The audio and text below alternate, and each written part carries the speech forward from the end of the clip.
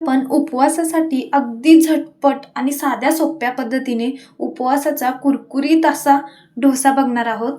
तर या ठिकाणी डोसा आणि चटणीची रेसिपी शेअर केलेली आहे. डोसा चिटकू नये याच्यासाठी काही टिप्स पण सांगितलेले आहेत. त्याच्यामुळे व्हिडिओ शेवटपर्यंत नक्की बघा.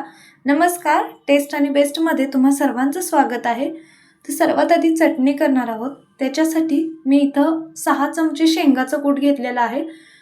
म्हणजे अर्धी वाटी शेंगाचं कूट आहे ते टाकूया आणि यामध्येच 2 हिरवी मिरची टाकते. चवीनुसार कमी जास्त करू शकता. अर्धा चमचा जिरे टाकायच्यात. अर्धा चमचा मीठ घेतलेलं आहे. ज्या वाटीने आपण शेंगाचं कूट घेतलं आहे त्याच वाटीमध्ये मी इथं 1 वाटी पाणी घेतलेलं आहे. टोपण लावायचं आहे आणि एकदम बारीक अशी पेस्ट करायची. तुम्हाला हवं असेल तर यामध्ये दहीसुद्धा वापरू शकता आणि थोडीशी साखर टाकलात तरीही चालेल. तर अशा प्रकारे बारीक करून घेतलं आहे. छोट्या बाउलमध्ये काढलं. तडका देण्यासाठी पॅनची कढई ठेवायची. गॅस एकदम लो फ्लेमवरती ठेवायचे.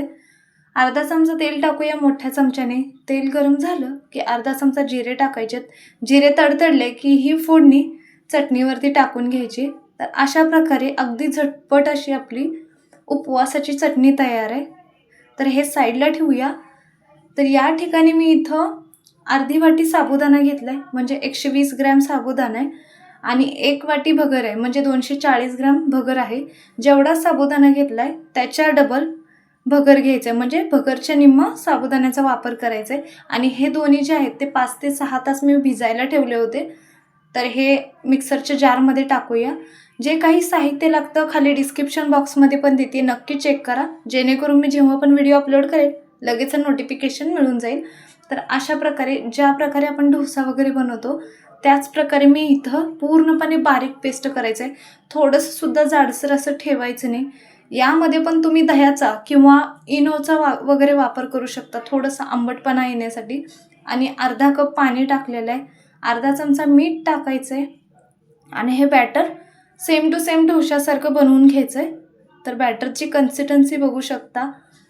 डोसा करण्यासाठी तवा ठेवला आहे. तवा एकदम कडकडीत गरम करायचा आहे आणि गॅस लो फ्लेमवरती ठेवायचा आहे. पाणी टाकायचं आहे, पुसून घ्यायचं आहे.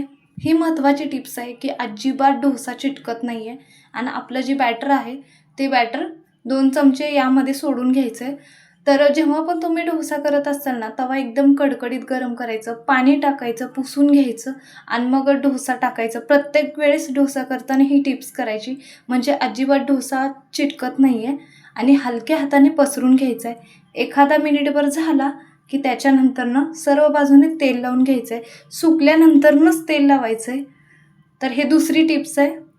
जेव्हा पण तुम्ही डोसा करसाल हे टिप्स नक्की ट्राय करा. जर तुमचा डोसा चिटकत असेल तर थोडंसं इकडे तिकडे करून मीडियमवरती गॅस करायचं आहे आणि डोसा पसरवून घ्यायचा आहे. अशा प्रकारे एकदम साध्या सोप्या पद्धतीने आपला हा डोसा तयार आहे. बघू शकता जाळीदार झालेला आहे. तर सेम याच प्रकारे मी दुसरा डोसा करून घेणार आहे. तवा चांगल्या प्रकारे गरम झाला आहे. पाणी टाकायचं आहे, पुसून घ्यायचं आहे आणि आपलं जे बॅटर आहे ते चमच्याच्या साहाय्याने 2 चमचे बॅटर टाकायचं आहे. हलक्या हाताने पसरून घ्यायचं आहे. व्हिडिओ जर आवडत असतील तर नक्की चॅनलला सबस्क्राईब करा. म्हणजे मी जेव्हा पण व्हिडिओ अपलोड करेल लगेच नोटिफिकेशन मिळून जाईल. तर अशा प्रकारे दुसरा पण डोसा तयार झालेला आहे. जे तुम्हाला मी इथं साहित्य दाखवलं आहे तेवढ्या कॉन्सिस्टन्सीमध्ये भगर आणि साबूमध्ये एक 5 ते 6 तरी डोसे होतात. अशा प्रकारे आपले उपवासाचा डोसा आणि चटणी तयार आहे. व्हिडिओ कसा वाटला ते नक्की सांगा. व्हिडिओ जर आवडला तर लाईक, शेअर, सबस्क्राईब पण करा. कमेंट्स बॉक्समध्ये पण नक्की सांगा.